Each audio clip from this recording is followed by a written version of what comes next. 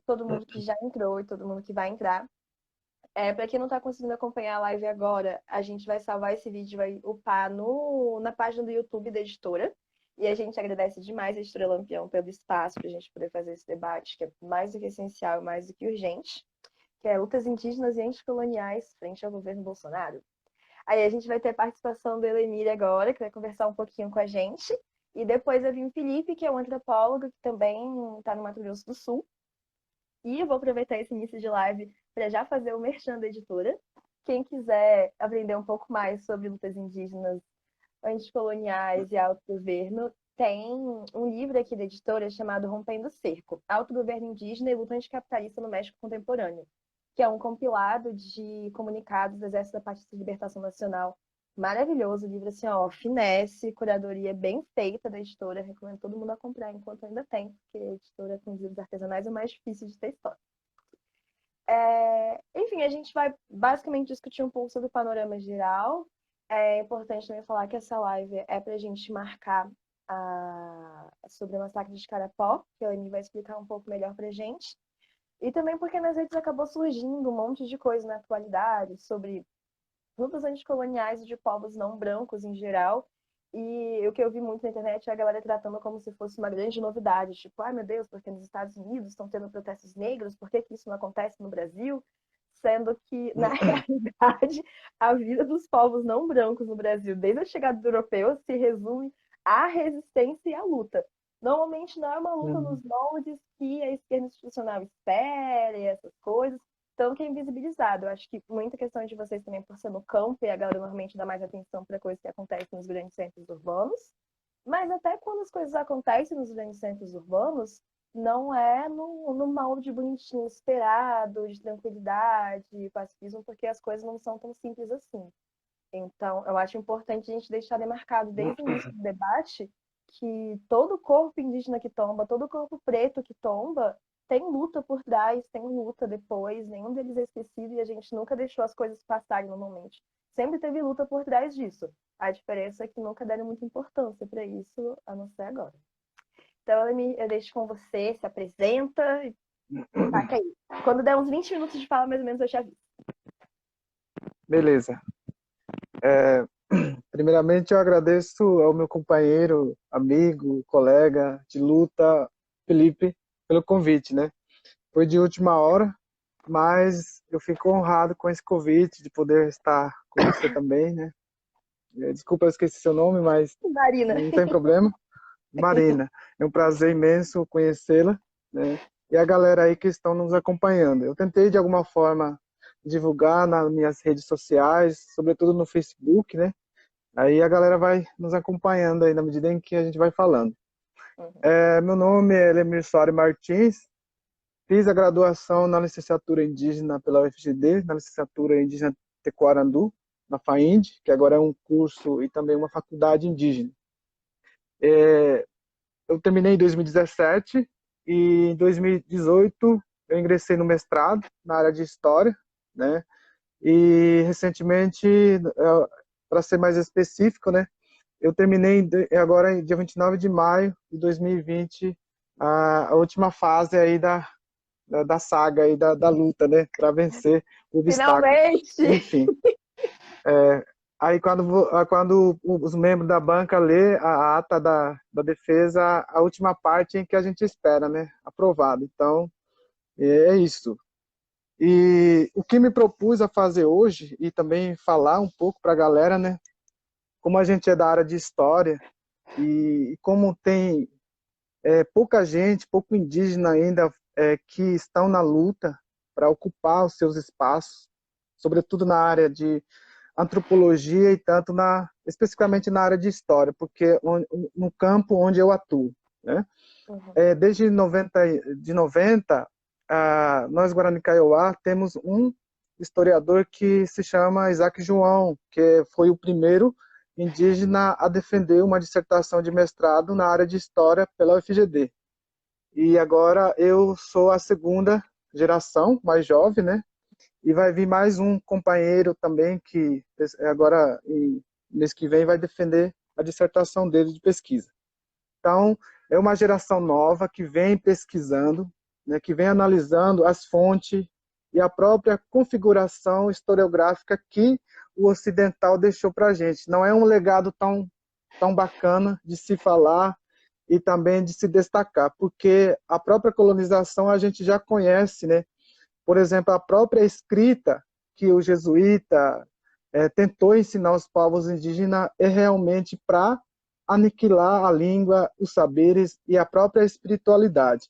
Então, já destacando essa parte para que as pessoas que estão nos assistindo possam entender um pouco, né, a luta e a trajetória da reflexão, né, epistemológica dos indígenas. Porque você vê um indígena intelectual que venceu todos os obstáculos para entrar na universidade, é um momento de parar e para ouvir, beleza?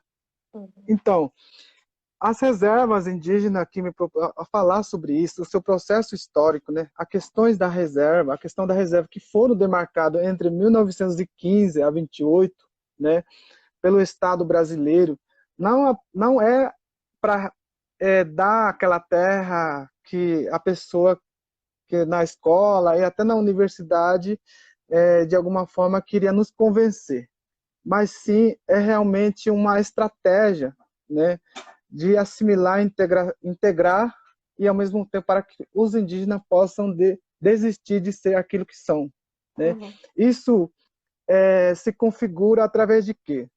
Da violência simbólica, da própria noção do esbulho territorial, que alguns estudiosos chamam de desterritorialização, porque você desterritorializa uma comunidade, um povo, você está cometendo uma grande violência, né? Não só apenas violência simbólica, mas você está colocando o sujeito indígena, né, eu diria, usaria uma palavra entre a cruz e a espada, né? Aí não há escolha. Me desculpa os religiosos que estão nos assistindo, mas creio que eles vão entender a metáfora, né? Então, o grupo foram reservados entre essa década, né? Eu já vou citar aqui de onde eu estou me baseando. Tem um vídeo que em 2014, em 2012, 14, né? Que foram feito a primeira audiência pública da violação de direito humano, 1964 a 1980, né? Com a psicanalista Maria Rita Kell, que veio em Dourados, né, e chamou a liderança tradicional, que é o rezador, que é os pilares da nossa cultura, para realmente contar, de certa forma, a sua luta e também o processo de violência que eles foram acometidos, né? Ou seja, que o Estado praticou contra eles. Uhum. Bom, isso é pensando a questão da temporalidade também, porque há várias formas de você pensar o que os historiadores chamam de temporalidade, porque através dessa cronologia, por exemplo, 1915 a 28, você faz uma comparação, né, de dados e também da própria história indígena, você com certeza terá um número muito grande de mortes, né? E também onde o próprio colonizador veio realmente fazendo desde o início, né, esse processo de exclusão, de racismo, de intolerância e também discurso de ódio. Então, Uhum. imagina nessa época os indígenas não tinham oportunidade em estudar, em falar por si mesmo, porque nessa época, como diz o trabalho do professor Antônio Carlos de Souza, falava da questão do paradoxo de tutela, né? Que o indígena era tutelado, porque pensava-se que os indígenas não podiam falar por si mesmo, né? Tampouco planejar o seu projeto futuro, né? Então, Tem isso... muita gente que acha isso até hoje na realidade, né? Sim, Eu vejo isso é no meio da verdade. antropologia, é uma tristeza. Pleno 2020 tem um monte de gente dentro da antropologia que ainda acha isso. Aham. Então, é isso. Se pensar a história indígena, tem um paradoxo imaginário que a gente agora, assim, as pessoas, né, estão usando muita opinião, porque acha que os indígenas foram assim.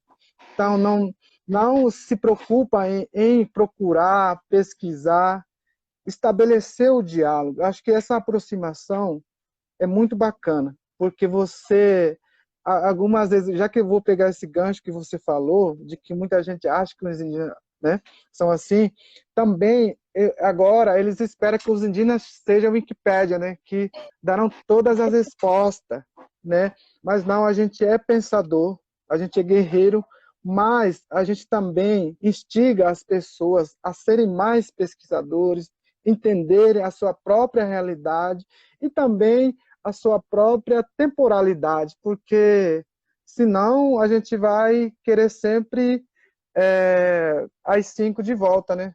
É isso que está acontecendo, porque essa consciência histórica, né? Eu acho que para as pessoas fica para terceiro plano, talvez para o último plano. Então, é isso. Então, esse processo de reservamento para os Guarani Kaiowá trouxe o quê? Realmente essa desvinculação temporal, né, meio que não é tão assim de excluir os seus próprios saberes, mas sim é o quê? Essa desvinculação, porque imagina você em anciões, e você luta pelo seu território, um baracá contra a arma, né, que agora a gente nomeou de bancada da Bíblia, da bala e do boi. E nessa época era a bancada do boi, do agronegócio, agropecuária, né? Então você desvincula esse povo do seu território, mas você não pensa, o Estado não imagina que também está desvinculando o indígena da sua própria noção, né, espiritual com os Jara, que seria o quê? O meio ambiente, né? Porque nós somos o quê? Os guardiões. Somos os filhos da terra, como diria algumas lideranças indígenas, os rezadores. E essa coisas intangíveis, né, que os brancos pensam, né, que são intocáveis, que são os espíritos, os nossos Yara, também tem o seu próprio noção do Tecorá. Porque eles também produzem um Tecorá, eles produzem também conhecimento. O que seria isso? Como que o indígena tem conhecimento sobre remédio tradicional, sobre os alimentos, sobre né, os cuidados que deve ter com os peixes, com os rios e etc. Então, essa desterritorialização, esse reservamento trouxe esse desafio. Então, nesse sentido, os rezadores, né, enfrentaram muitas dificuldades, realmente, porque você chega numa reserva, durante 20 anos você já vê o número de população tão grande, né, e ao mesmo tempo o próprio colonizador chega na reserva que não oferece muita condição de vida, né, e vem também cometendo, como eu falasse, desmatamento, né, venda ilegal de madeira, querendo ocupar o pequeno espaço que o indígena tinha, ou seja, tem ainda na reserva. Então, eu vou dar um exemplo da minha aldeia, da reserva indígena de Carapó, Teicuê, porque antes, na década de 80, tinha bastante peroba.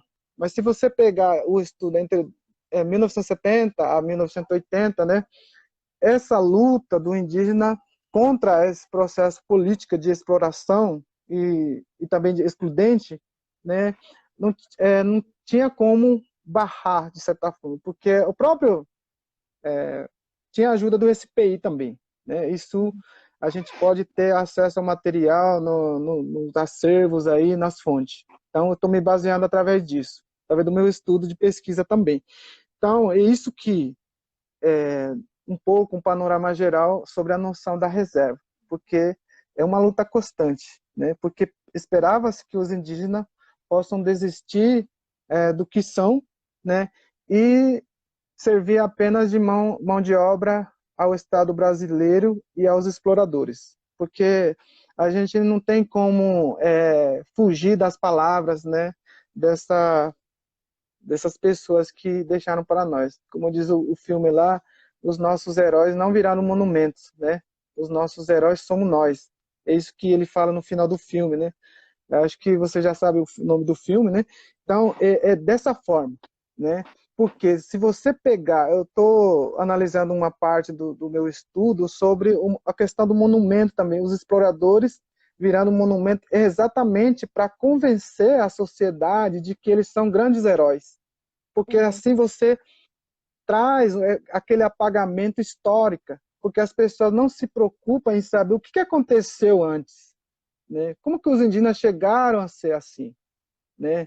Porque agora eu volto à relação atual e à questão da luta atual. Porque a reserva não oferece condição de vida, né, de grosso modo falando. Mas o que os indígenas fizeram? Eles criaram várias táticas. Algumas táticas que deram certo seria o quê? Reagrupar, né, os grupos, as parentelas, como diz o antropólogo Pereira, o Levi Marques Pereira, né, e esperar um momento certo de retornar ao seu terroir, seria o quê? Ao seu território tradicional, né? Mas essa esperar não é porque os indígenas tinham medo, né, de ir na luta, né?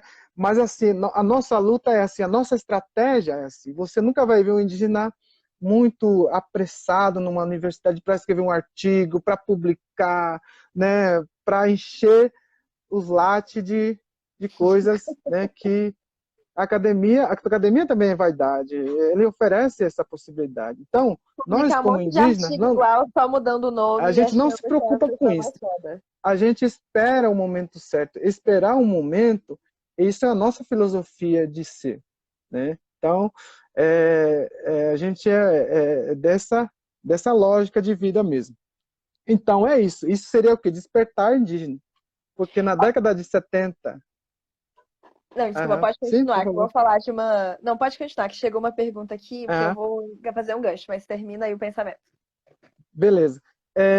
Podemos citar aqui esse despertar indígena, ou seja, esse primeiro, né, que foram divulgados pela mídia realmente é a luta dos povos Guarani Kaiowá da região de agora aqui Laguna Carapã, né, que seria Rancho Jacaré e Guaimbé, que foram divulgados. Você pode pegar no texto do Spence, né, que lá ele mostra um pouco no artigo dele essa luta, né, porque foi no lugar mais, como é que eu chamaria, um lugar mais cheio de desafios, porque lá era o lugar do mate laranjeira, que se configurou a exploração e também, né, do desmatamento do território indígena.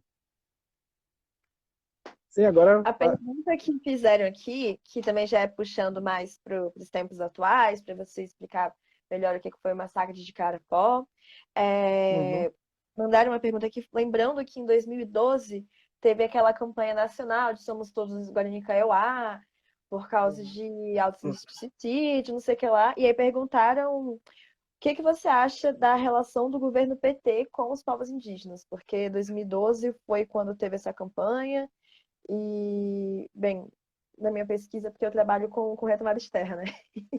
uhum, Aí, na minha pesquisa, pensou que, enfim, o governo FHC demarcou 500 milhões mais de terras indígenas do que governo Lula e Dilma juntos. E, inclusive, o uhum, assassinato de Osiel Terena, em 2013, foi pelas mãos da Força Nacional do governo Dilma. E aí perguntaram uhum. aqui qual é a relação do governo PT, o que você acha dessa relação. E aí você já pode misturar a sua resposta com comentários sobre a luta mais atual, Tá. com o que é o massacre de Carapó. Uhum. É para fechar mesmo, né? Porque senão a gente, como da história, a gente A gente gosta muito de... vai falando. Vai falando. Eu Então, mesma posso fazer uma é, live sozinha 2 horas. eu consigo fazer umas 50 minutos. Bom, a minha preocupação como jovem estudante, eu me considero estudante e pesquisador, porque eu ainda tenho muita coisa a aprender, tem Uhum. muitas fontes para eu ler, sobretudo o relatório Figueiredo, porque eu gostaria de saber, com o olhar indígena, o que seria isso, né? Então, bom, 3 coisas que eu destaquei aqui sobre o que o PT poderia ter feito, Uhum. né? E o que eles acharam que fez para o indígena. Isso é a questão do convencimento. Primeira coisa, o legado positivo que o PT poderia deixar para nós indígenas seria criar uma política permanente onde a gente, né, pudesse realmente ter acesso a várias coisas, sobretudo a política do ocidental. O que é isso? É porque a gente demorou muito para saber a resposta final, como diria uma liderança daqui da minha aldeia. Por quê? Poderíamos ter um deputado estadual, né? Porque a gente ia muito bem eleger, mas não, eles vieram fazer a campanha em prol, eu diria, entre aspas, o seu benefício próprio, Uhum. porque de alguma forma ajudaram. Mas o protagonismo indígena não depende apenas dos estudantes, das lideranças que balançam o seu maracá. E também tem que acessar essa questão política, porque nós, Guarani Kaiowá, não querendo me vitimizar, nem vitimizar o meu povo, porque é um povo resistente, nós sofremos mais com a questão da colonização. A violência e a morte, por exemplo, a gente pode citar aqui o Rolindo Vera, né, o Marcos Veron, o próprio Marçal de Souza, né, e recentemente que aconteceu o massacre aqui em Carapó, que começou, para ser mais exato, em 2013, com a morte do Denilson Barbosa. Né?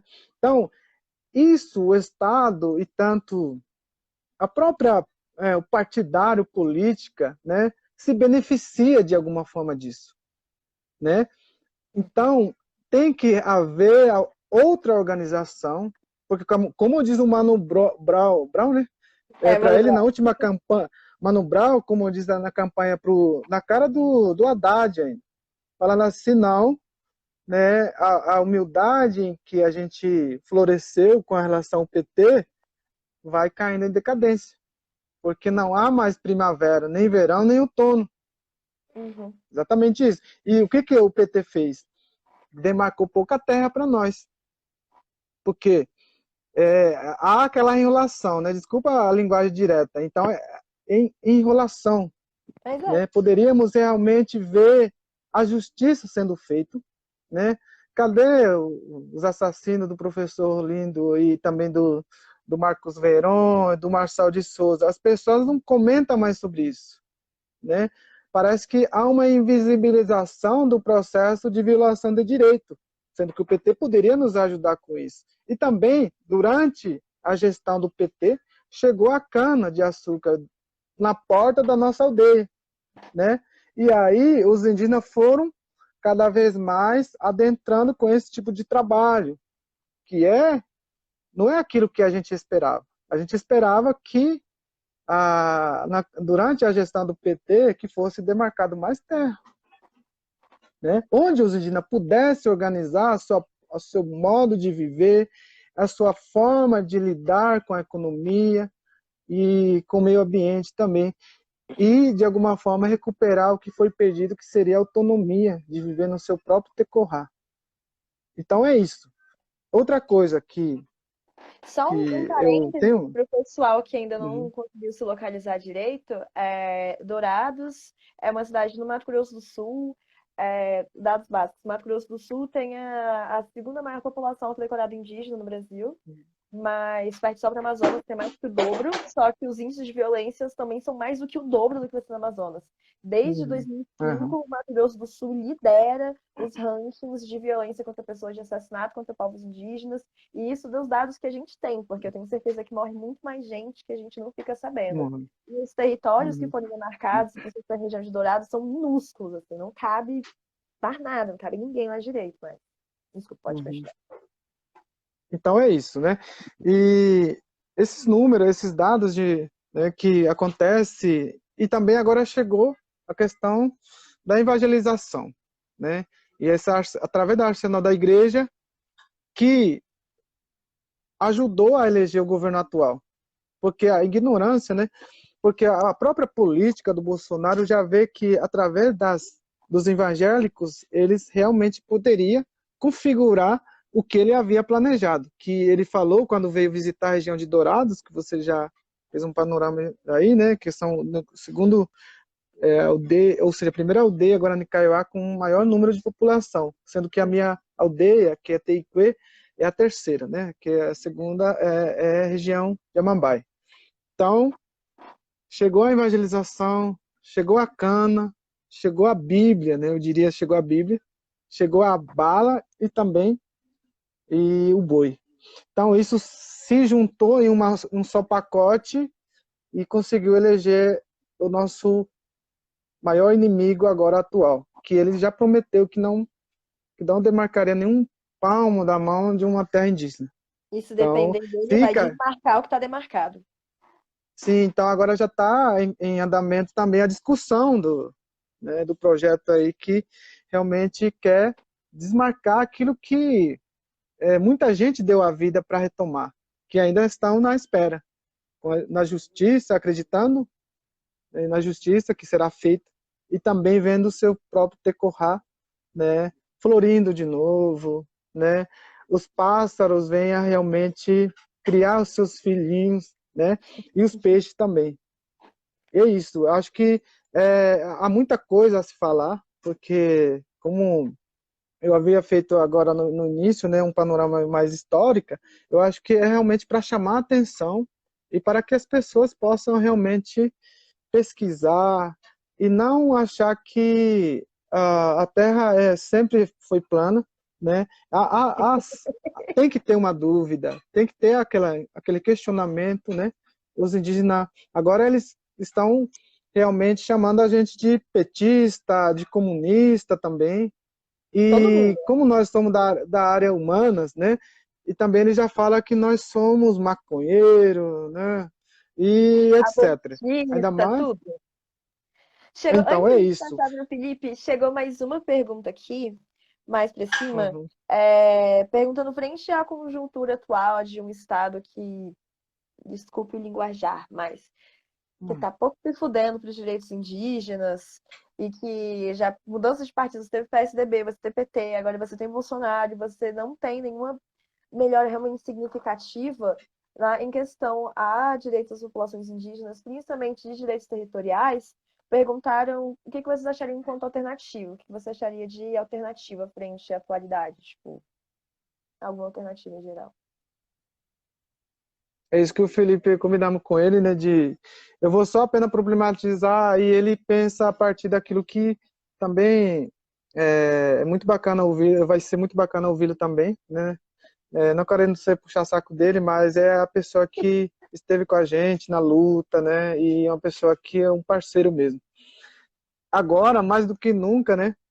É unir a base nesse diálogo, replanejar as estratégias, começando pelas aldeias, né? Uhum. Porque agora, com essa pandemia, parou muita coisa, porque não está podendo se fazer uma reunião, uma conversa, mas sim a tecnologia de alguma forma ajudou.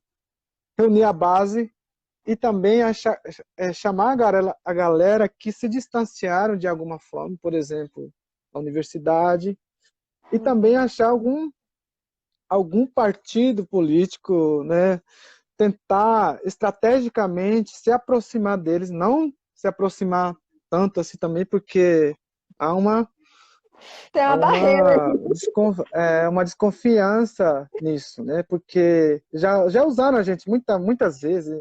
Eu tenho refletido muito sobre isso.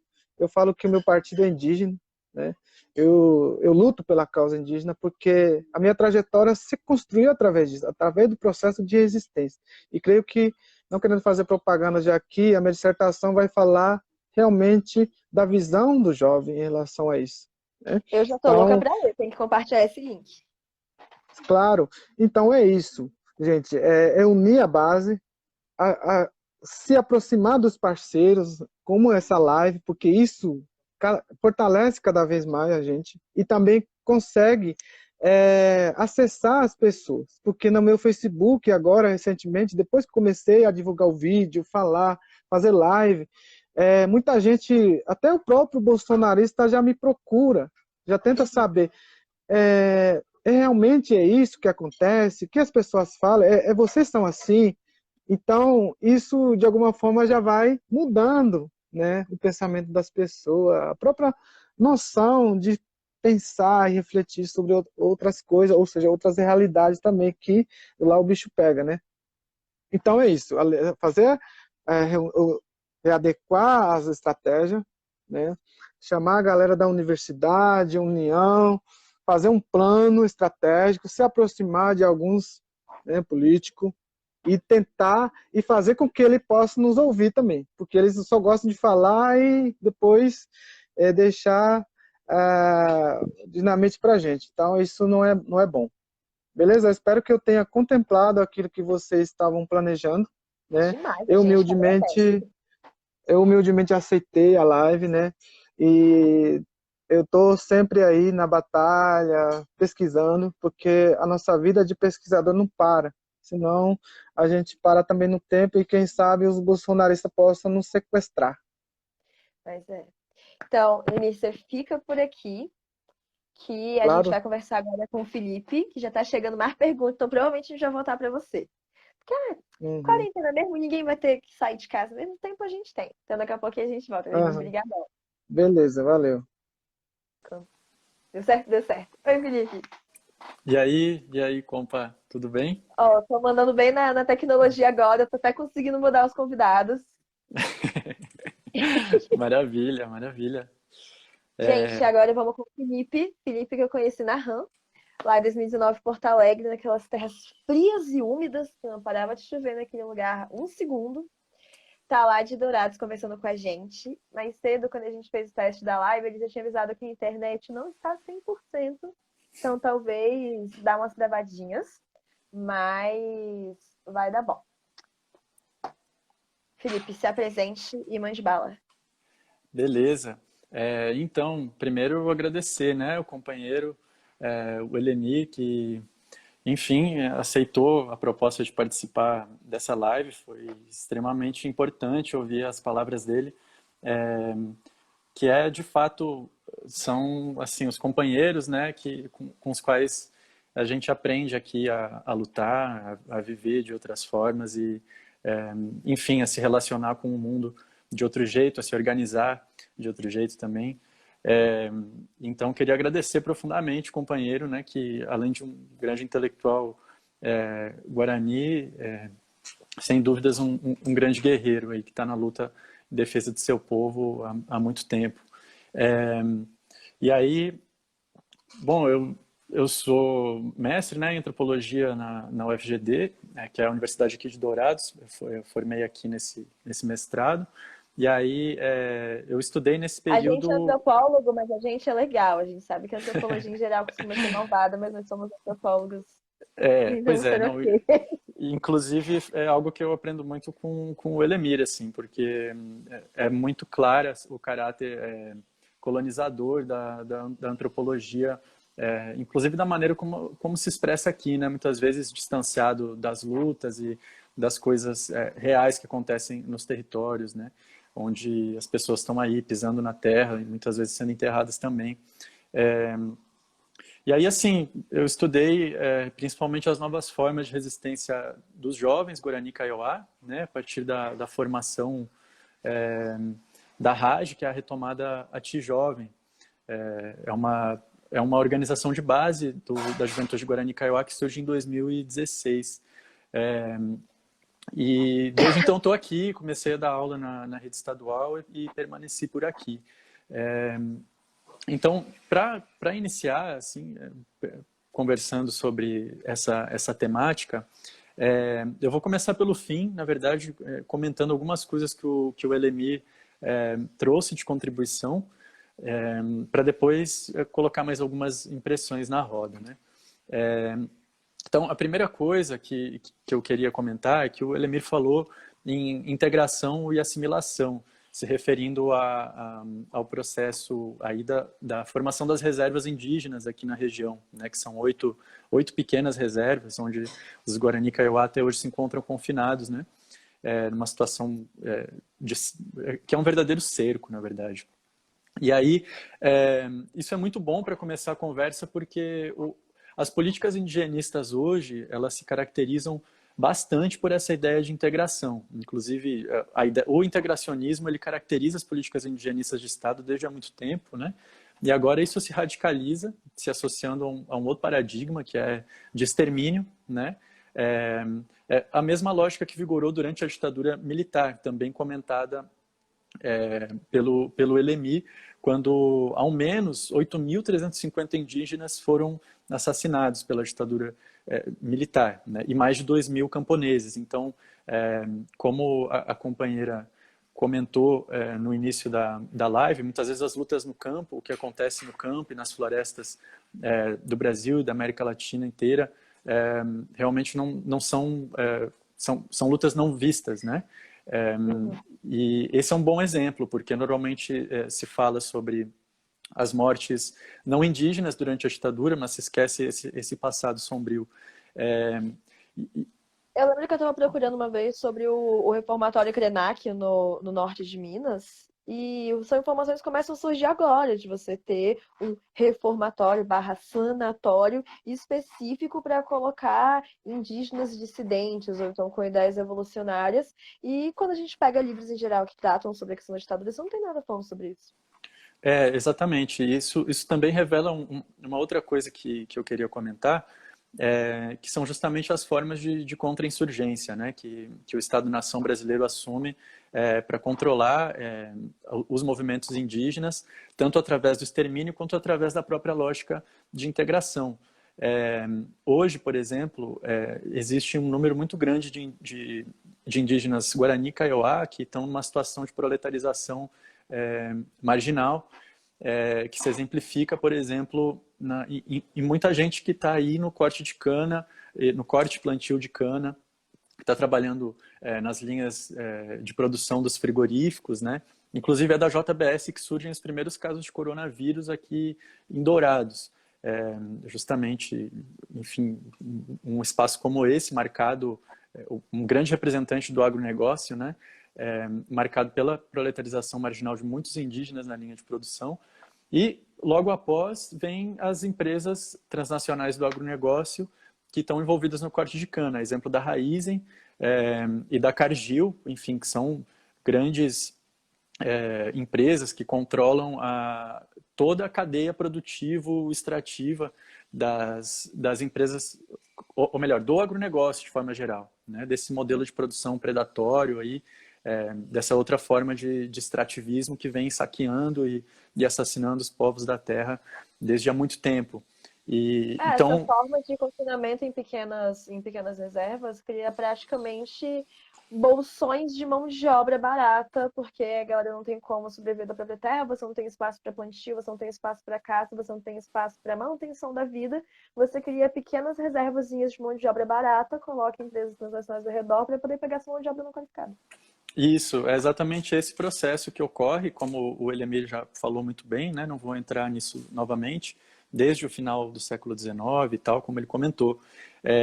E agora isso se agudiza, essas contradições elas se intensificam, mas elas vêm sendo preparadas há muito tempo, até foi muito pertinente a pergunta que fizeram sobre os governos do PT, né?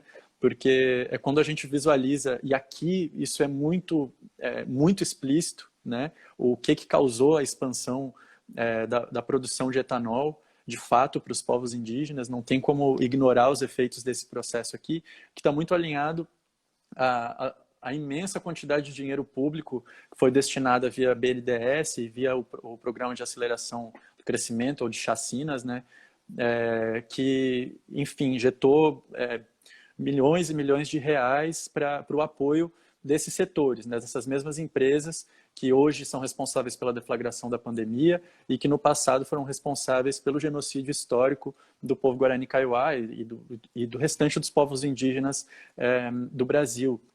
Então, por isso que eu acho que essa pergunta foi muito interessante, assim, porque a gente não pode ignorar esse elemento básico assim, para compreender a realidade dos povos no Brasil. Inclusive existe um acampamento em beira de estrada aqui que se chama Apicaí, onde está a dona Damiana, né, uma guerreira de 1,5 metro, que enfrentou de frente todas essas gigantes transnacionais no seu território, que foi usurpado justamente por uma empresa ligada a esses grandes frigoríficos, né, a grandes latifundiários e frigoríficos aqui da região. Então, isso é muito importante de se destacar. Aí, seguindo nos comentários do Elemi, a gente tá com esse objetivo de relembrar o que foi o massacre de Carapó, e isso é muito bom para a gente entender o contexto, né?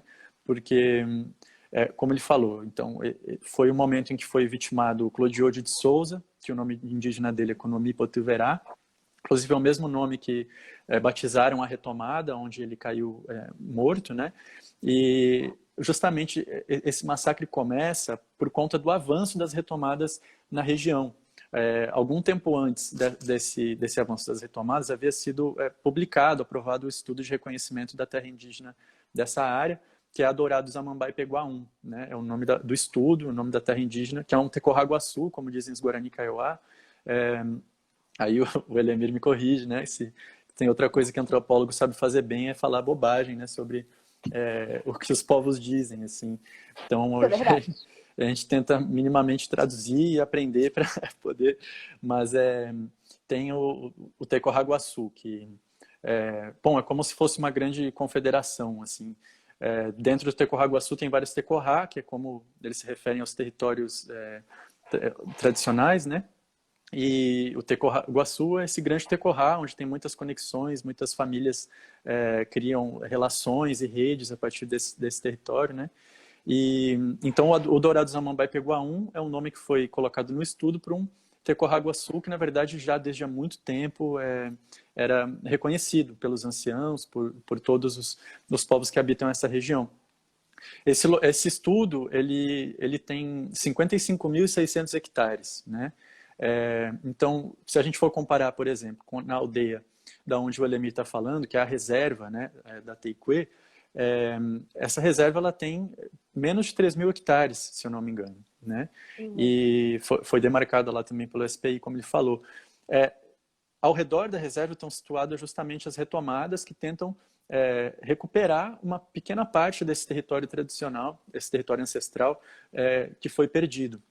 Então, dos 55.600 hectares, se percebe que muito pouco disso, até o momento, está realmente sob controle dos indígenas. E é aí que acontece o massacre de Carapó no dia 14 de junho de 2016. Né? Foi um ataque de mais de uma centena de latifundiários que se articularam via WhatsApp, né? Se encontraram sindicatos rurais, né? Que são os sindicatos aqui dos latifundiários, junto a empresários, junto a diversas forças militares. Eles se reuniram antes na sede da Coamo, numa cooperativa agrícola, a nona maior empresa do agronegócio brasileiro, antes da realização do ataque, né, que acabou ferindo mais de 10 pessoas e resultou no assassinato de Clodiode, que ainda tentaram retirar o corpo dele com uma pá carregadeira do local onde ele foi assassinado, né?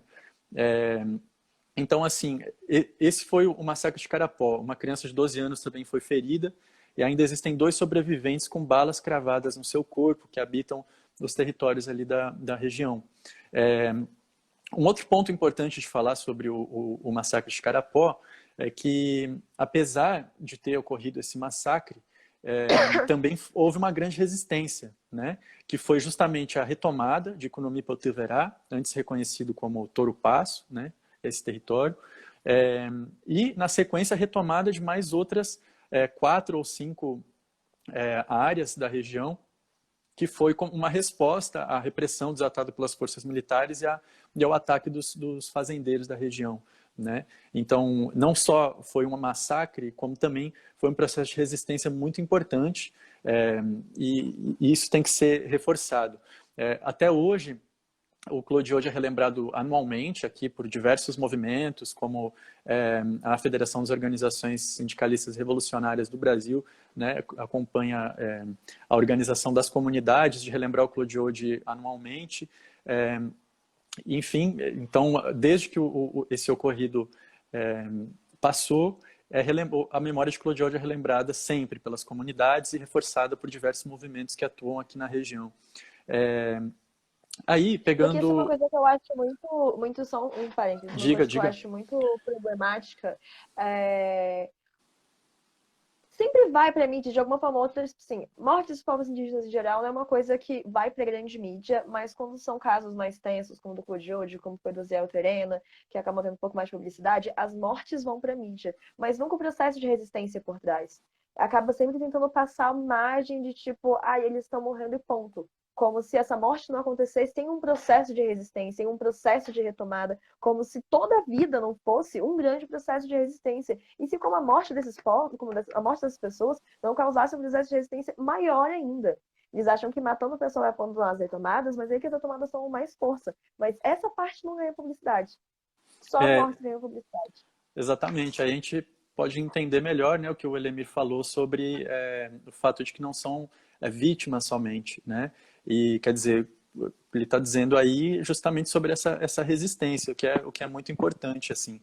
E também é importante destacar que o pai de Clodiode se encontra preso nesse momento na penitenciária estadual de Dourados, né, o Leonardo. Então, além de ter o filho assassinado, ele também foi preso pela Força Nacional, né, brindada pelo governo do PT, né, e assim, se encontra preso na penitenciária estadual de Dourados atualmente, com péssimas condições de saúde, sem acesso a medicamentos, né? Ele já é um senhor de idade. E assim, estou falando isso, inclusive, porque os fazendeiros que realizaram o ataque, né, permanecem todos em liberdade. Uma das reivindicações que surgem hoje dos territórios na rememoração desse dia é justamente o justiçamento, né? Ou melhor, bom, que haja justiça para as comunidades através, enfim, de algum tipo de justiça realizada contra esses fazendeiros. Porque o exemplo mesmo que Elemir passou para a gente sobre o assassinato de Denilson Barbosa, que acontece em 2013, quem assassinou o Denilson Barbosa foi o Orlandino Gonçalves. Ele é um réu confesso, né? Ele até hoje se encontra em liberdade, enfim. E é claro, nós somos, me posiciono, acredito que a companheira também, abolicionistas em relação às prisões, né? Mas a gente está falando de justiça popular. Então, assim, e colocando em contradição também como que a justiça pesa diferente para uns e outros, né? Então, a gente tem o pai de um mártir Guarani Kaiowá preso, enquanto que os fazendeiros que perpetraram um ataque, né, que assassinaram Clodiode, que assassinaram que assassinaram Denilson Barbosa, que assassinaram Rolindo Vera, Anísio Gomes, Churite Lopes, entre todos tantos outros, né, permanecem impunes. Então, isso também é legal de destacar. E aí, assim, através do massacre de Carapó, tem algumas outras coisas interessantes para a gente conversar e depois abrir para o debate, né? Como é que está meu tempo, aliás?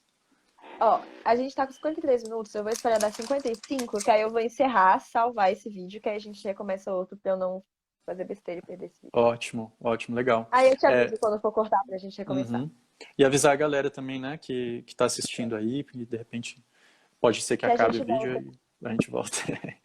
Mas então, o mês de junho, diante disso tudo que a gente está falando, é um mês muito importante para a gente pensar as lutas anticoloniais ao redor de todo o globo, né? Mas especialmente no sul global, assim, porque além do massacre de Carapó, tem dois outros eventos que eu queria destacar aqui como extremamente importantes para pensar as lutas anticoloniais, que seria o dia 27 de junho, que se aproxima agora, que vai marcar 3 anos da prisão de Facundo Jones Ruala, né?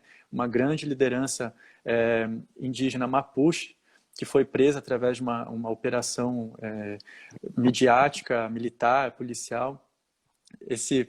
Coloquei o Impala de fundo aqui, porque eu sabia Ah, que você ia claro, falar claro. sobre isso. Muito bom. Tá aqui, aqui no fundo, cadê meu dedo? Essa é a mãe de Facundo Jones Ruala, né? Isabel Ruala, que tem conduzido uma campanha que já se tornou histórica, né? Pela libertação de seu próprio filho, e foi preso nessa operação, nessa montagem midiática policial, elaborada pelo Estado argentino, junto com o Estado chileno, né, em uma verdadeira operação de guerra e de contra-insurgência, que acabou prendendo o Facundo com base a uma série a uma montagem, né, que é, enfim, um conceito associado aí à CIA e outros organismos de inteligência para quebrar movimentos a partir dessas táticas de criminalização, prisão e mesmo assassinato, né. Os Mapuche também conhecem muitos mártires. Tem o Rafael Nahuel, tem tantos outros que caíram em tempos recentes que merecem ser lembrados quando a gente pensa na necessidade de defender a liberdade de Facundo Jones Ruala, e que cai preso justamente a partir das retomadas de terra que os Mapuche realizam na sua região. Então a gente vê que é um fenômeno continental, né? A recuperação das terras ancestrais dos povos na luta contra essas empresas transnacionais que a gente também está falando aqui, que são responsáveis pelo avanço do capital sobre territórios indígenas nesse contexto novo de uma nova colonização, de um neoimperialismo, um neoextrativismo que a gente está vivenciando, né? No caso de Facundo, essa luta se deu diretamente contra a Benetton, essa transnacional aí, ligada ao setor da moda, do extrativismo, agora enveredando também quer dizer, já era vinculado ao agronegócio, mas enfim.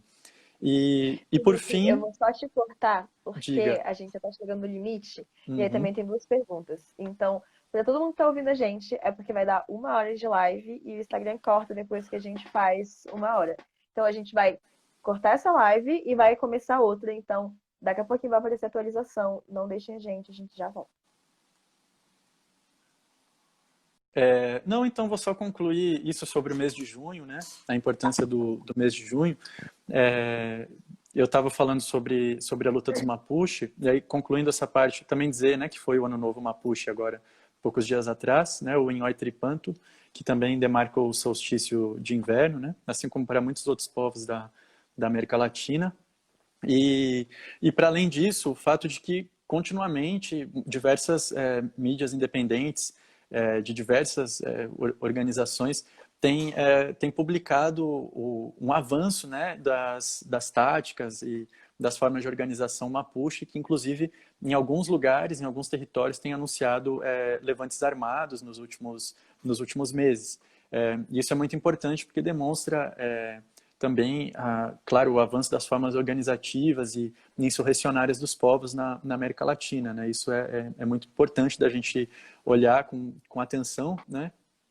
Hoje mesmo houveram, por exemplo, sabotagens de antenas em algumas regiões do Almapo, que é o grande território Mapuche, que se estende para além das fronteiras, né? O Almapo é muito semelhante a essa ideia do Tecorraguaçu, que a gente estava falando dos Guarani Kaiowá, e ele se estende entre o Chile e a Argentina, né, na região sul do Chile e da Argentina. E eu estou falando disso porque o território Guarani Kaiowá, ele também é dividido entre diferentes estados-nação.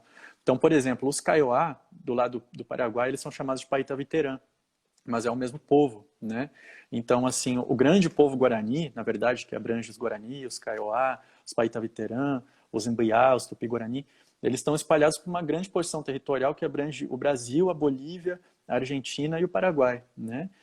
Assim como os Mapuche entre o Chile e a Argentina, assim como os curdos, que também queria chegar nesse ponto, porque os curdos estão convocando grandes mobilizações agora para junho, aliás, já estão realizando grandes mobilizações agora no mês de junho, contra a ocupação militar, colonial, da Turquia em seus territórios, né? Em especial contra Rojava, que mantém uma das grandes revoluções vivas de nosso tempo de pé.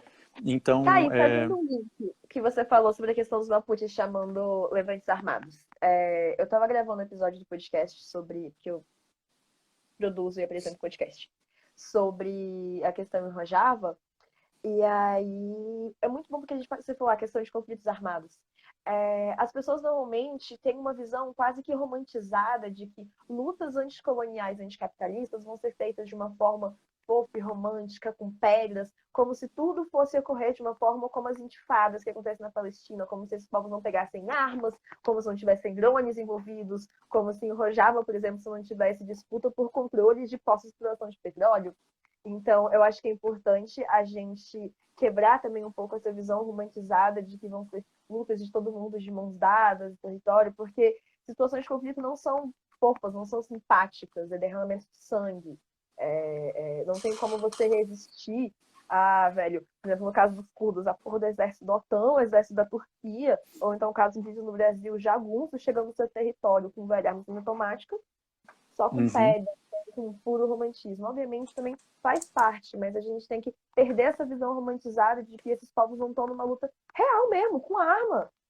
Assim, é um conflito, uma guerra praticamente, gente. Assim, é uma guerra civil não declarada na prática, não no caso de Rojava, mas no caso do Mato Grosso do Sul Desculpa, é uma guerra civil não declarada, exatamente, né?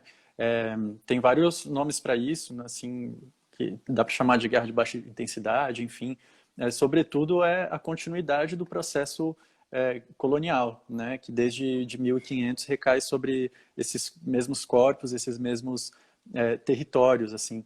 Então, é realmente bom quebrar essa romantização e também é bom entender como que é múltiplo esse processo, essas resistências, assim, nos diferentes territórios, né, tanto pelas diferenças de organização, quanto dos métodos empregados, né, para realizar essas lutas anticoloniais, que também não é uma coisa homogênea, né? Por exemplo, esses levantes que estão ocorrendo em território Mapuche, eles estão vinculados a algumas organizações específicas, então também não se pode totalizar o povo Mapuche como um povo que pega em armas, que na verdade é o discurso também hegemônico da mídia burguesa e etc. Né? Então, Os localizar povos também esses indígenas levantes. como um grande povo indígena, como se fossem coisas homogêneas, não existem diferenças étnicas nem nada dentro, como se o povo indígena fosse aquela imagem do bom selvagem que vive entre as árvores, assim. Inclusive, isso acaba sendo um problema muito grande da própria política indigenista de Estado, que coloca uma normativa para ser aplicada para todos os povos, enquanto eles têm 500 milhões de diferenças internas, inclusive de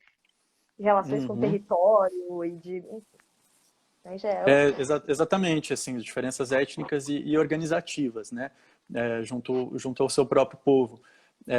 É daí que partem, por exemplo, por essas justificativas escusas, né, de criminalização e de achar que todo Mapuche é terrorista, todo indígena é terrorista, né, que partiram as leis antiterroristas, tanto no Brasil, né, no contexto de junho de 2013, contra as insurgências populares que haviam aqui na época, quanto também no Chile, que hoje, inclusive, estão levantando, desde esses últimos levantes populares no Chile, surgiram leis anti-barricadas, leis anti-saque e tal, mas já existia uma lei antiterrorista há muito tempo que vinha sendo aplicada justamente contra os povos Mapuche, assim, que foram eleitos como os inimigos públicos número 1 do Estado chileno e argentino.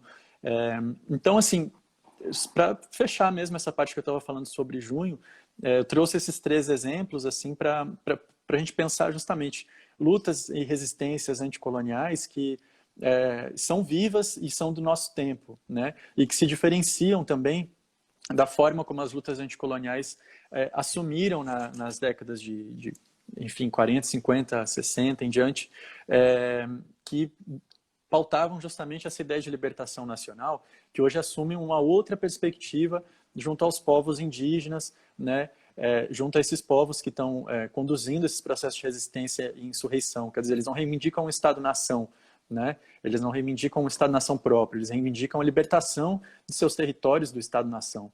Então, esse é um diferencial dessas lutas anticoloniais que hoje estão varrendo a América Latina e outros lugares do mundo de esperança, né? E que eu queria reforçar trazendo esses outros povos também para a discussão. Mas aí tu falou que haviam algumas dúvidas, talvez a gente possa falar sobre isso, né? Um pouquinho. Uma, eu sei que vai ser mais direcionada a você, mas antes, é porque minha cabeça funciona de um jeito estranho e eu lembrei de outra coisa. E fez alguma informação nova.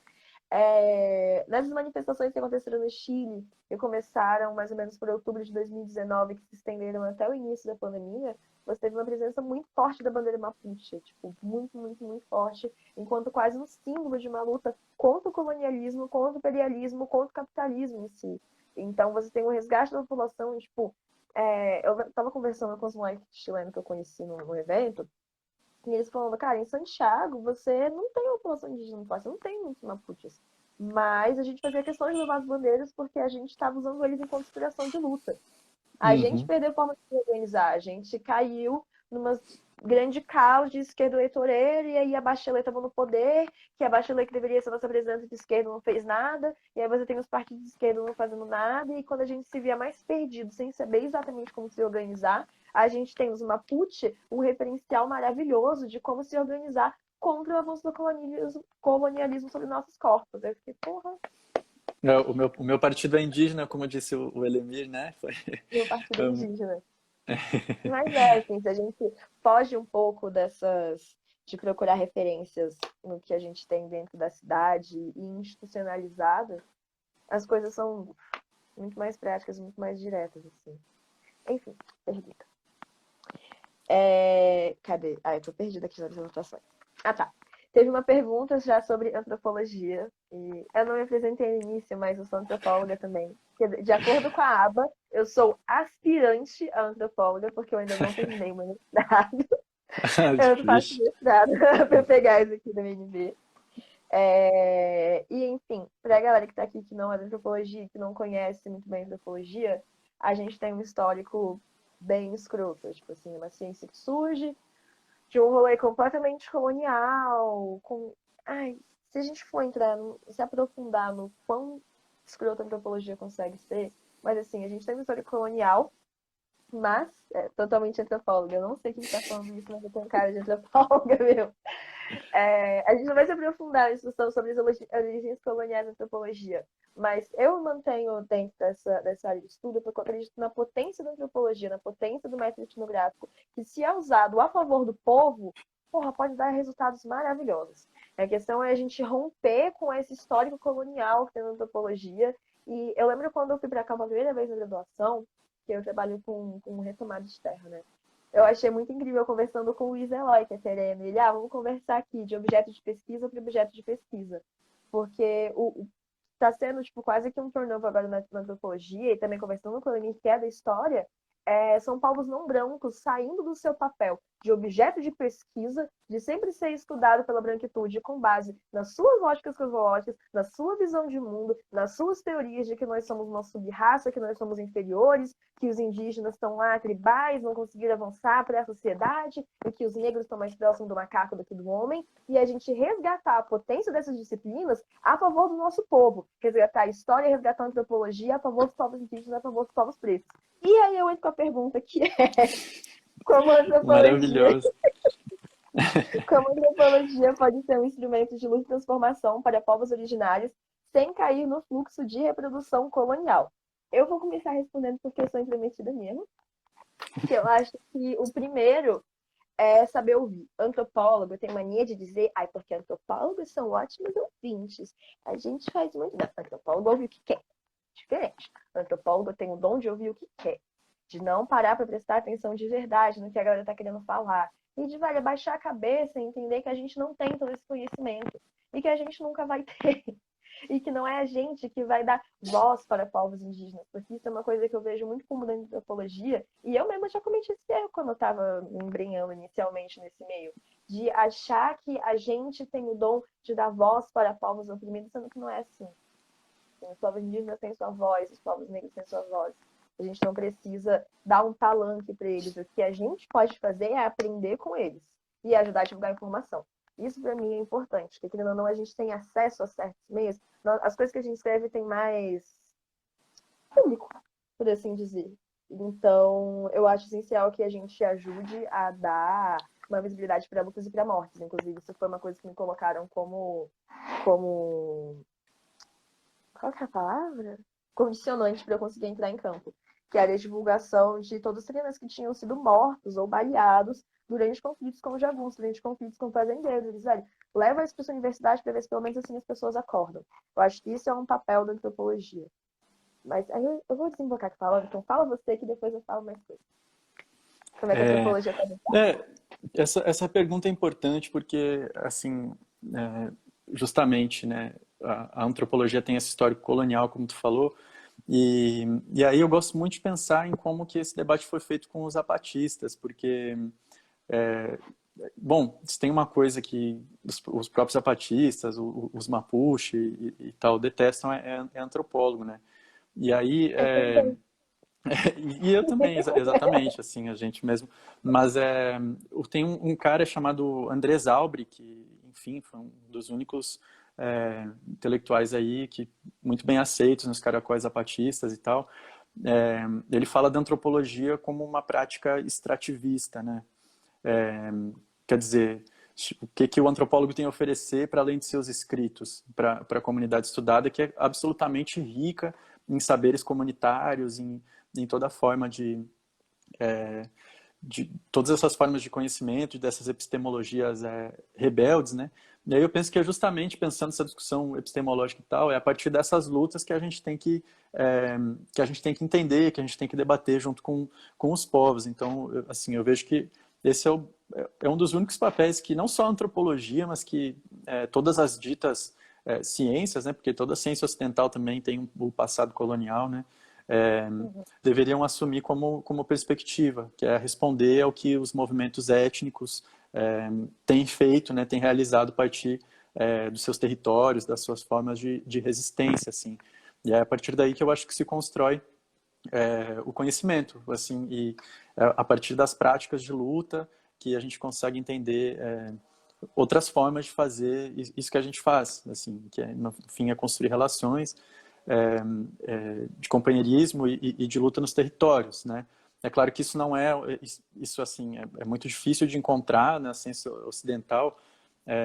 Quer dizer, já houveram vários absurdos aqui, né? Eu já estive em grupos de estudo com indígenas e não indígenas antropólogos debatendo sobre temas em que se forçava os indígenas a citarem os antropólogos não indígenas sobre o seu próprio povo, né?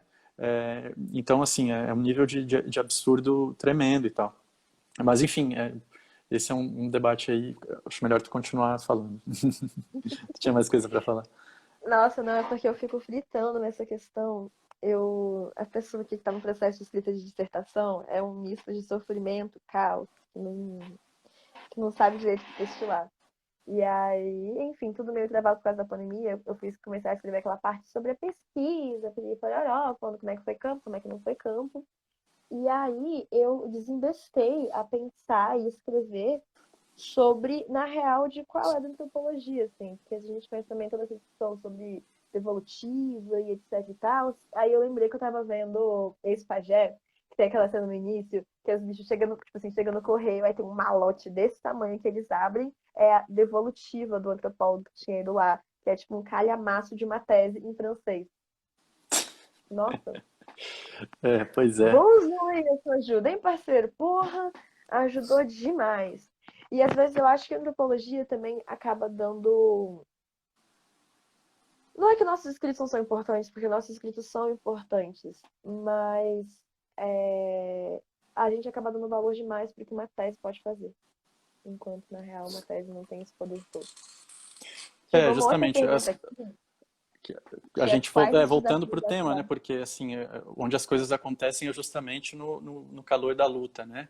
E a Uhum. gente faz essa crítica colonial ao saber, mas isso também se reproduz em todo o debate que a gente está fazendo, inclusive na esfera do Estado-nação, assim, a gente poder questionar a todo momento a impossibilidade desse Estado ser ocupado de uma forma ou outra que não seja colonizadora, não existe, né? Por essência é um Estado colonial. E aí isso reforça o que eu estava falando sobre o fato de que as lutas anticoloniais hoje expressam assim com muita força essa negação do Estado-nação, não como algo a ser conquistado, a ser atingido, mas como algo a ser destruído, né? E aí, enfim, só para fazer o gancho para a gente voltar no tema. Só que é porque a gente, antropólogo também tem esse dom de devagar, né? A gente não tá em desgraça. Alguém perguntou aqui, acho que foi a Sávia. Aqui. Quais os desafios atuais dos povos indígenas frente ao governo Bolsonaro? Eu até procurei aqui se o Lemir tinha voltado, mas ele não está aparecendo aqui. Então a gente vai tocando enquanto ele volta ou não volta. Vou até mandar um zap aqui para ele.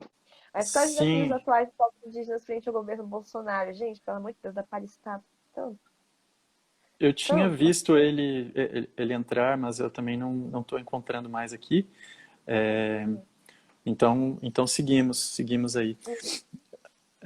Bom, essa é uma pergunta bastante ampla, assim, e que eu acho que todos é uma inquietação de todos nesse momento, assim, né? A gente poderia citar aqui mil coisas que estão acontecendo a nível institucional, desmantelamento da FUNAI, os discursos do atual presidente da FUNAI em relação a etnodesenvolvimento, né? O Elemi voltou.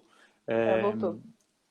Então, vamos aproveitar que ele voltou, vou falar o seguinte, da gente fazer uma breve mudança, né, que eu acho que já deu também o tempo que a gente tinha proposto para mim, da gente retornar com ele para ele retomar esse debate. Aí, colocando o Elemir A pergunta foi sobre os desafios do governo, dos povos indígenas frente ao governo Bolsonaro, né? Aí da gente fazer essa breve troca, que eu acho que é mais pertinente que Também ele tem uma comece outra respondendo. pergunta pro Elemir aqui que estava guardada.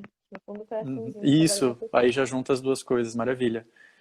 Tá. E mandar um salve para os contos de Araraquara aí que estão vendo, que muito amor das memórias. Só os veganos online. Felipe, beijo. Isso aí, logo falamos de novo. Tá. Valeu, compa. Elemir, você voltou. Tinha caído a internet Ai, vai. Esse problema dessa aqui. vida de quarentena, na internet não aguenta. Mas, ó, então nós Aham. temos duas perguntas.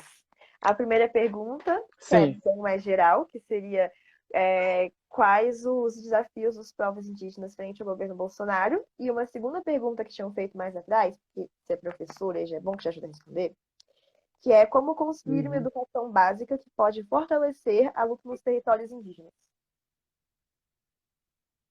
E à vontade.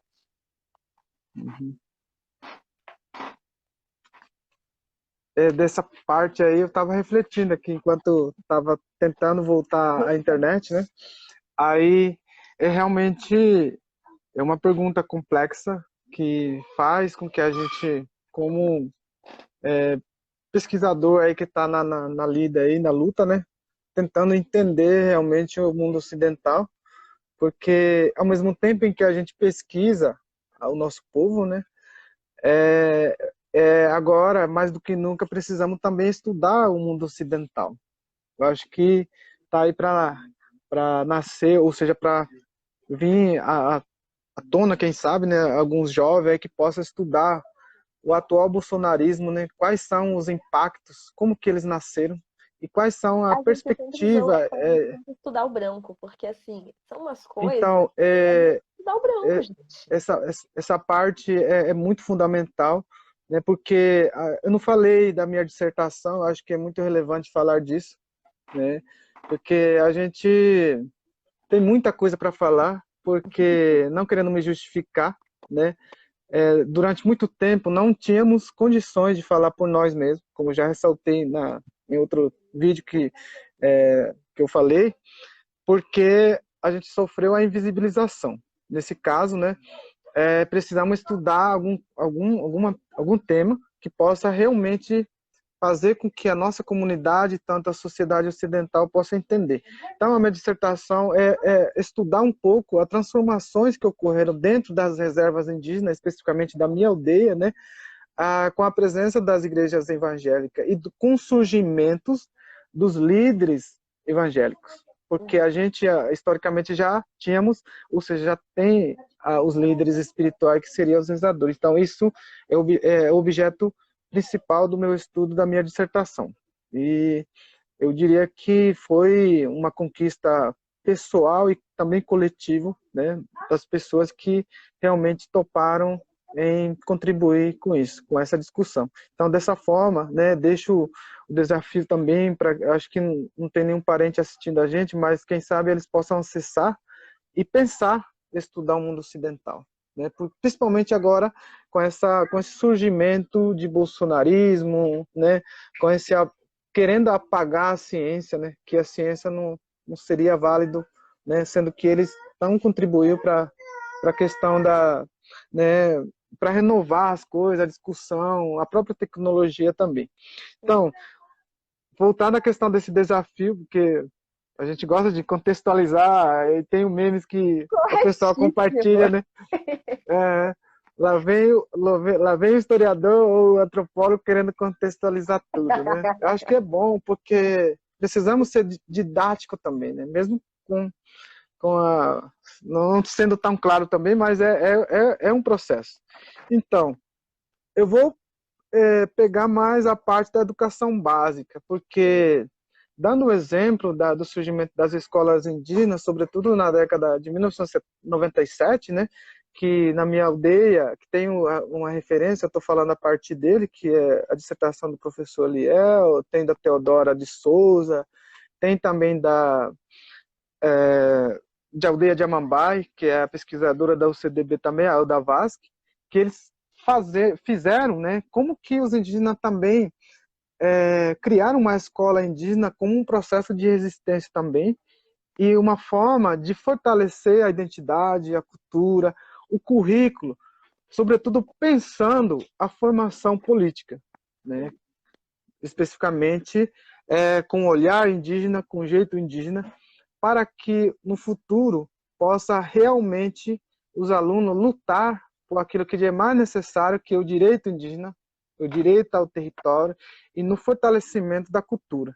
Então, diante dessa situação, a ferramenta principal que nós temos na atualidade também para lutar contra, né, esses opressores que estão surgindo, né, é a escola também, porque lá a gente forma o futuro líder, né, que conheça de fato, né, o seu processo histórico e também da sua realidade, porque os desafios se apresentam cada vez mais também na reserva, porque se você pegar os números, né, de população em outra reserva, são grandes. Então, dessa forma, eles precisam buscar uma outra alternativa, uma possibilidade de permanecer como tal, mas ao mesmo tempo se a gente chama de eles adaptam seu modo de ser também, e ao mesmo tempo vocês falaram da questão da homogeneização, é bacana isso.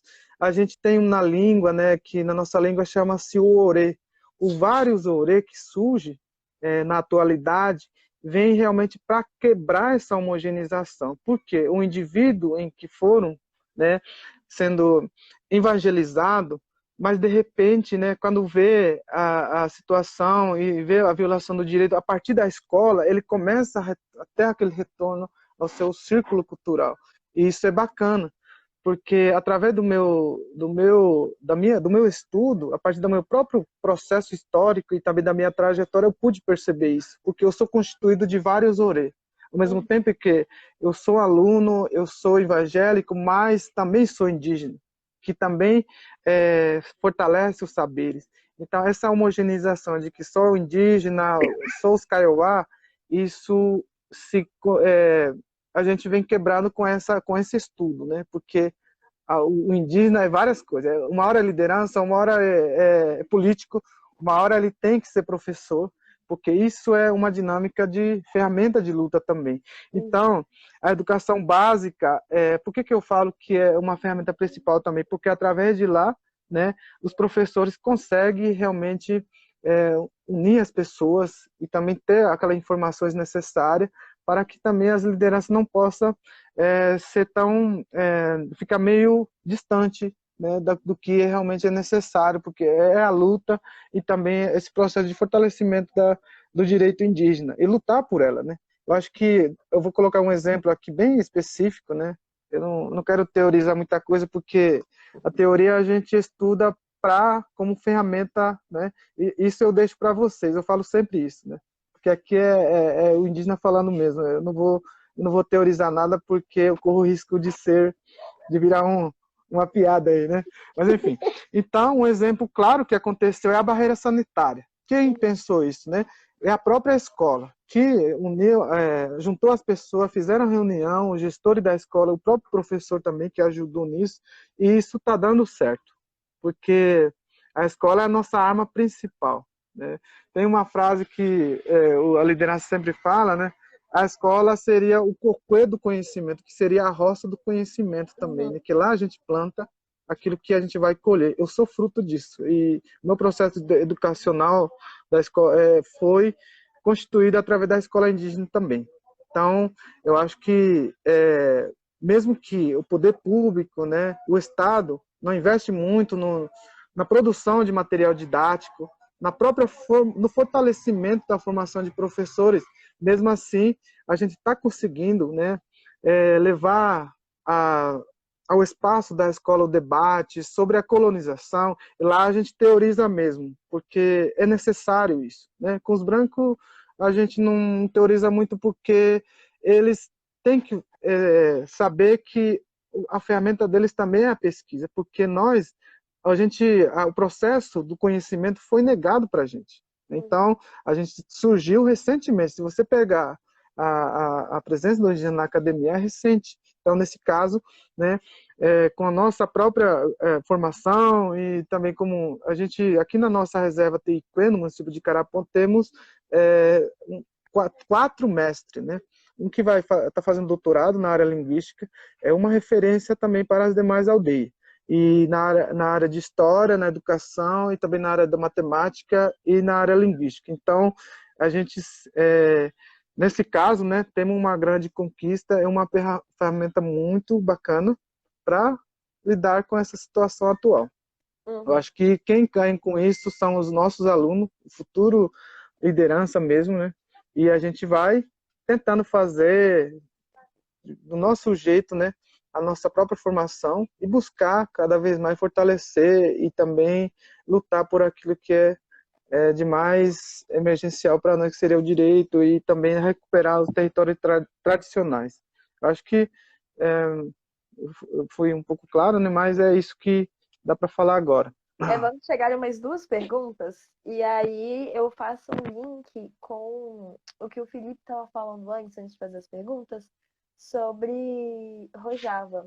Você falou a importância da centralidade da escola, e acontece muito em Rojava, agora eu falo da importância de você ter uma criação para um novo tipo de mundo, e de como foi importante para eles poder finalmente ter uma escola em que eles pudessem ensinar os próprios dialetos, que lá, se não me engano, são 4 idiomas. E ter uma escola em que eles pudessem ensinar os 4 idiomas para as crianças faz parte de um projeto de construção de um novo mundo que não está sob as amarras da branquitude, que se encara enquanto o ápice de humanidade que deve ser seguido e etc. Aí as 2 perguntas que chegaram, uma é gigantesca, a outra é mais curtinha. A primeira é como é ser visto como estrangeiro em sua própria terra? E a outra é como construir lutas que não ignoram avanços racistas, capitalistas, genocidas no meio da política institucional, mas que consigam ser independentes de partidos eleitoreiros.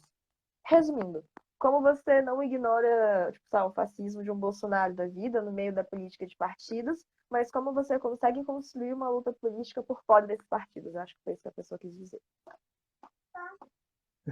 É muito legal, porque agora há pouco eu estava lendo um artigo do professor Liel, né, que como você está escrevendo uma dissertação, não sei qual é o tema, acho que seria bacana dar uma olhada. O texto dele fala sobre o Tecorá Nheropuá, que seria a aldeia que se levanta, ou seja, um povo que se levanta, né? Porque, como diz o Ailton Krenak num vídeo que eu assisti semana passada, né? Ele falava que nós, enquanto guerreiros indígenas, sempre estamos na guerra, que a guerra não está perdido, mas cada vez mais se apresenta de outra forma, né? Com outra lógica e com várias estratégias. Eu acho que através, né, da formação política e também com o conhecimento que a gente tem acesso, conseguimos ainda se manter vivo, né? Como diz a frase, conseguiremos também resistir até o último índio.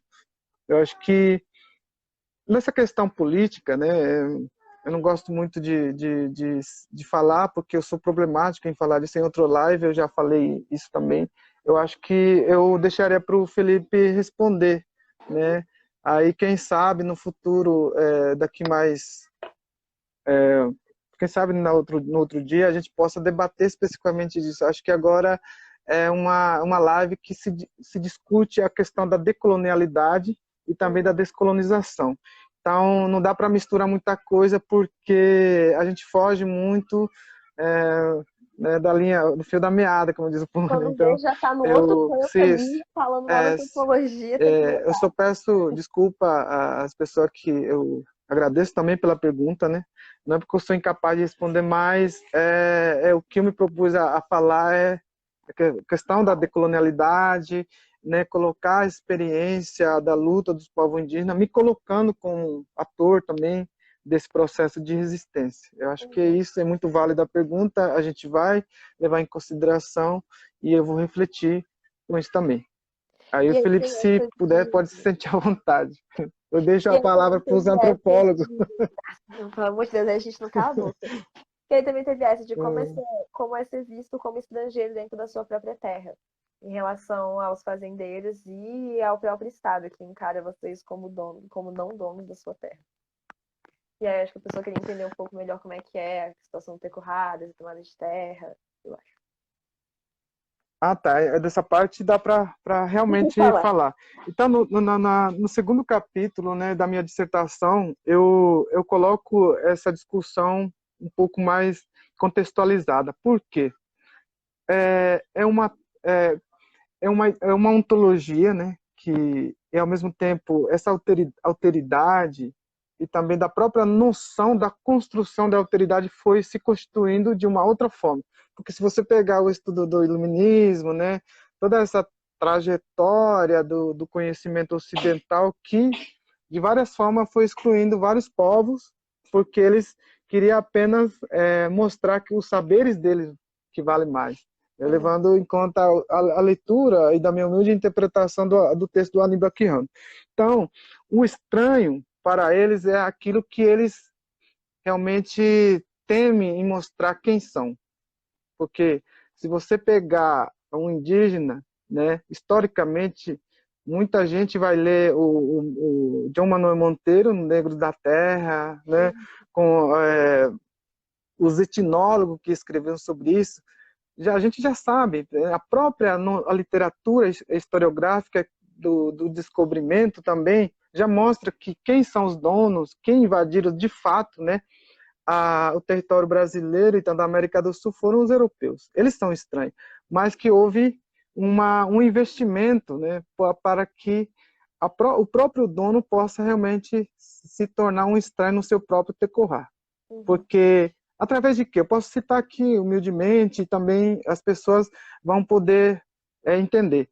Através da exploração de mão de obra, retirando seus recursos naturais, né, convencendo de que o capitalismo, né, a economia dos brancos vão valer mais, ignorando a economia e a própria forma de viver, o bem viver que alguns estudiosos falam muito por aqui, né, que são negativos, né? Mas os resultados estão aí. O desmatamento, se você pegar também o IBGE atual, vocês vão perceber que o desmatamento cresceram muito, né?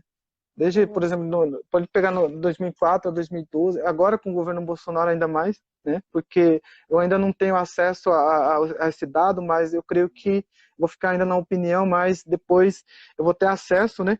Que o desmatamento cresceu de fato, né? Não, Então, mas dessa passou no forma, jornal isso.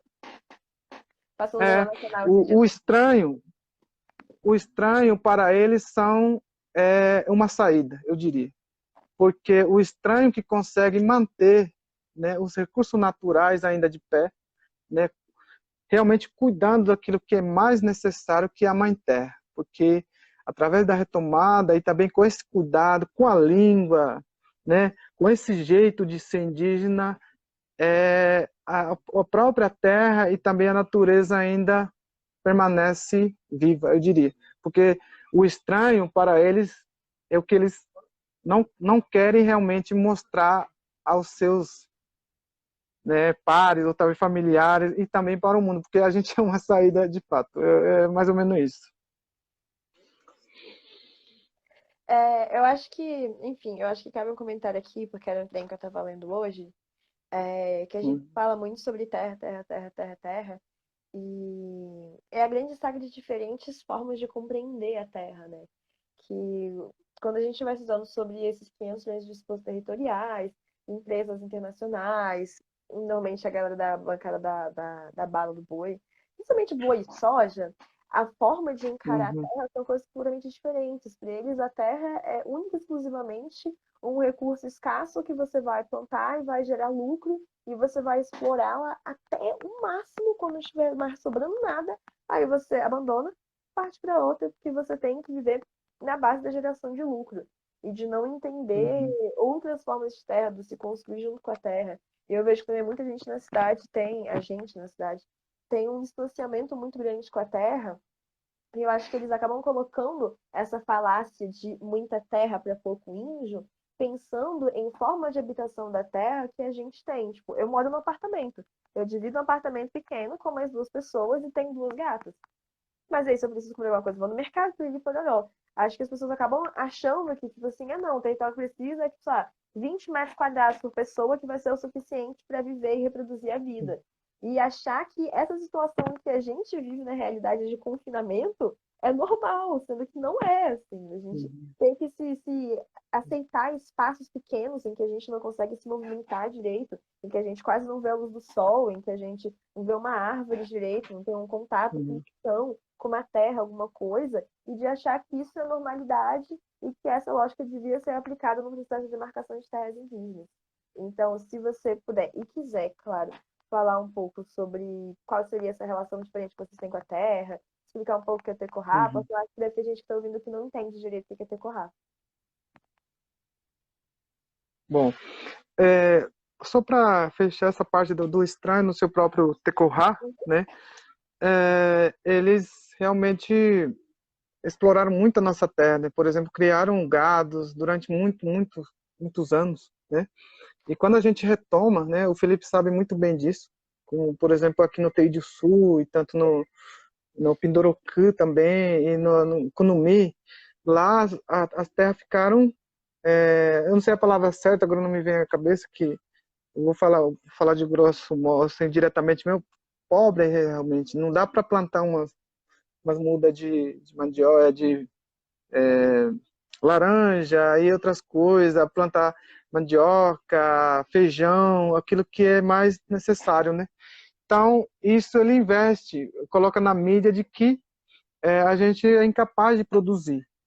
Olha, né, você vê no comentário numa jornal do local, fala assim, não, a gente não só está criando braquiária, aí está deixando braquiária ainda, mas ele não entende esse processo, essa dinâmica dos indígenas em relação à natureza, porque a gente, né, tem várias formas de lidar com a natureza, né? Isso chama-se Cocuê de Opará. O Felipe sabe o que é isso. Depois ele vai esclarecer mais, né? Que o Teco de Opará ele vai muito além do que as pessoas imaginam, porque a gente tem essa outra forma de plantar a roça. Então, o Tecorá se inclui nisso também, porque através o Tecorá é exatamente aquilo que oferece para nós uma sobrevivência, né? Como um indígena, porque oferece recursos naturais e também essa proximidade com os espíritos que na língua chama-se os Jara, né? Os Jara conseguem oferecer ao mesmo tempo a proteção e também subsistência, a palavra certa, né? Me corrija aí. Por exemplo, comida, né?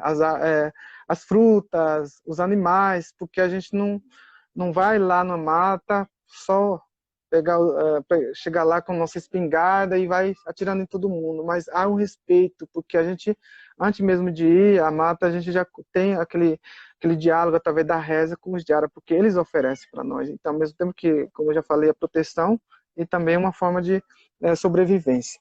Então, isso que engloba um pouco, né, a noção do Tecorá. Uhum. Perfeito. Gente, e a gente achou que ia ficar 1 hora e a gente já tá, tipo, 2 horas, basicamente, na live. Nossa. Olha, não apareceu, por agora, mais nenhuma pergunta, além daquelas que tinham sido feitas. Mas aí eu te pergunto se você quer falar mais alguma coisa para fazer encerramento, quer adicionar mais algum ponto. Eu só apenas eu quero deixar aqui, né, o meu agradecimento às pessoas que humildemente vêm nos assistir, porque eu acho que esse diálogo é muito importante, né? Claro que há várias formas de se fazer o diálogo, porque às vezes a gente tem que fazer uma live falando só de teoria, porque é uma forma da gente também fazer as pessoas refletirem mais e somar com a gente, né?